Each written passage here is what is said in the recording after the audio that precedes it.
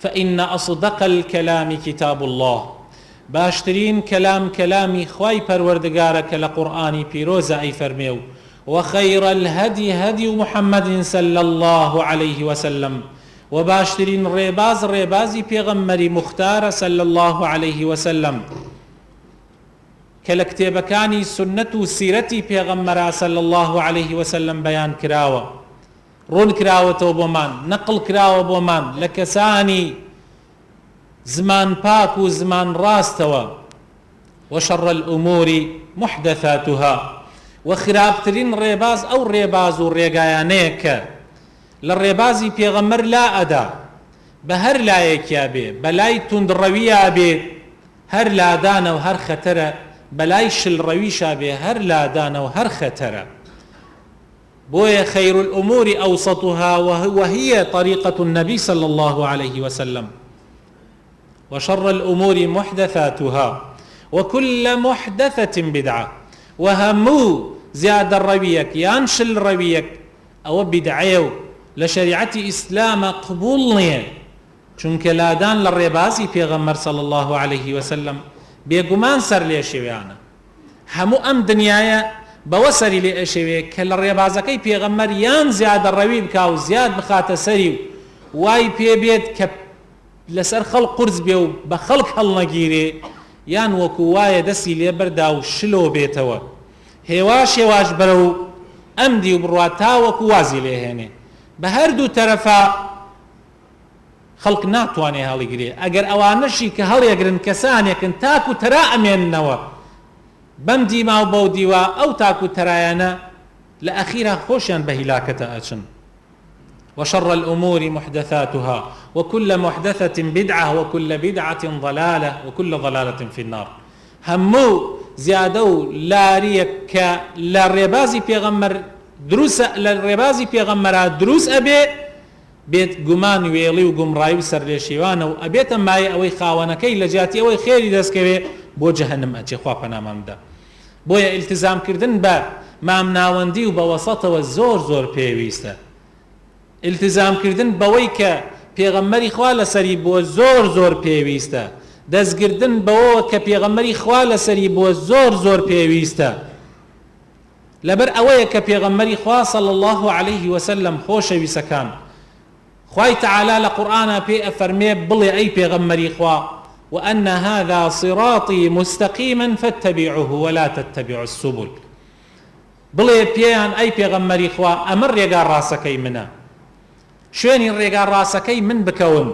شوینی رگار رجکانکانی امدیم و اودیم مکون دوای سرتان لآگری جهنم و درکا و اما پیغمبر صلی الله علیه وسلم بالرسم بو صحابکانی ای کیشاو خطێکی ڕاستی ئەی کێشاو خەتێکی بەم خەتانێکی بچووکی وردوردی بەم بەودیوە لار ئەکردەوە ئەی فەرموو ئەمە ڕێگار ڕاستەکەیە و ئەمانش هەمووی لادانە ئاگادار بن لادان لە ئەوەڵۆ بچووکە بەڵام لە ئەخیرا زۆر دوورەکەوێتەوە لە ڕێگای حەق لە ئەوەڵۆ لە شتێکی بچووکە لە ئەدەی بەڵام لەوە دوا هێواش وای پێتێ کە بە هیچ شێوەیە لەگەڵ حەقا یەک ناگریتەوە هەر ئەوەیە برا بەڕێزەکانم کە یان بەم دیما تند و یان بەو دیوە شلە واوا ئەکات خەڵکی ناتوانێ بەردەوام ببێ خەڵکی ناتوانن لەسەر دینی ئیسلام بەردەوام ببن سەیر ئەکەی لە مانگی ڕەمەزانی پیرۆزە لە مانگی ڕۆژووە کە شەیطان ئەبەسرێتەوە هەدەفیش لە ڕۆژوو لە ڕەمەزان ئەوەیە کە خوای تەعالا لە 12 مانگە مانگێک شەیطانت بۆ ئەبەسێتەوە تا تۆ ئەو لەو مانگەیە تەدریب بکەی خۆت ڕابهێنی ئەوە شەیطان بەسراوەتەوە ئەوە تو هاتیتە سەر ڕێگای ڕاست ئەوە هاتی بۆ مزگەوت ئەوە ڕوود کردە خوا ڕوود کردە دینەکەی خوا ڕوود کردە نوێژ و تاعەت ڕوود کردە زەکاتدان و خواپەرستی بیرت لەوە کردەوە بڕۆی بۆ عومرە بڕۆی بۆ حەج ئەم ڕێگا جوانت گردە بەر ئایا ئەتوانی ئەم ڕێگایە گرتووتەتە بەر بەردەوام ببی لەسەری ئەگەر بە نەرمی بەو شێوازەی کە پێغەمبەر صلی الله علیه وسلم کردوێتی کە دائیمەن قەدەغەی ئەکرد لە ئەصحابەکانی زیادە ڕەوی بکەن و قەدەغەی لیان ئەکرد شل ڕەوی بکەن ئەگەر وا بڕۆی بەردەوام ئەتوانی لە دوای ڕەمەزانیش ئەتوانی بەردەوام بی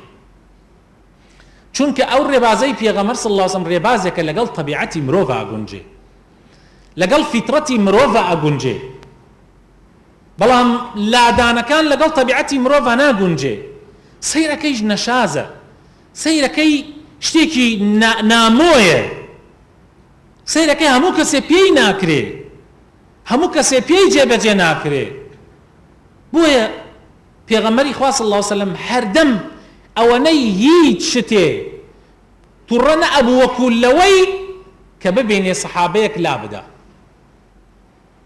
ئیتر بەم دیما بێ یان بەو دیما بێ.